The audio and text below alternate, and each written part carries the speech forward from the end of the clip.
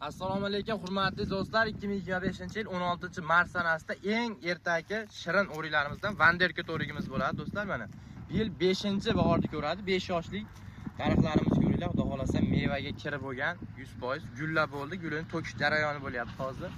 Mana do'stlar, xudo xolasa katta yer maydoniga ekkanmiz. Toshli joy, suv kam betlarda do'stlar, kapennisa bilan sug'oriladi betlar. Suv kam yerlarga shu o'rikni maslahat beramiz. Erta pishar. Juda shirin, ta'mi ham, video ham zo'r. Eksportga do'stlar qimmat sotilayotgan o'riklarimiz shular bo'ladi do'stlar. Xudo xolasa buni ko'chatlarini kuz mavsumiga tayyorlab qo'yganmiz. Zakaz orqali qilib beramiz ko'chatlaridan. Xudo xolasa kuz oyiga zakazlar olishni boshlaganmiz. Hozir ko'chatlari tugagan. Mana do'stlar, o'zdan bitta ko'rib baho berdilar. Eng qimmat sotilayotgan o'riklarimizdan Vanderkut do'stlar mana. Xudo xolasa kuz oyiga tayyor bo'lyapti uning ko'chatlari. Toshli joylarda, suv kam joylarga ekilgan do'stlar. 5 ga 4 sxemada ekilgan bog'imiz. 40 ming ko'chat ekilgan do'stlar hammasiga. Xudo xolasa ulardan meva kutyapmiz.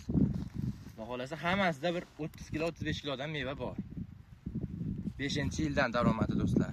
5 ga 4 sxemada ekilgan. Bitta yer ko'pligi uchun buni sizlar 4 ga 3 eksalaydan bo'laveradi.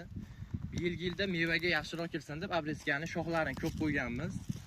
Yana yildan endi xudo xolasa shoxlarini ko'p kesamiz. Hali bu yil ko'p kesilgan yo'q do'stlar. Xudo xolasa ko'chatlari bor. Sog' bo'linglar.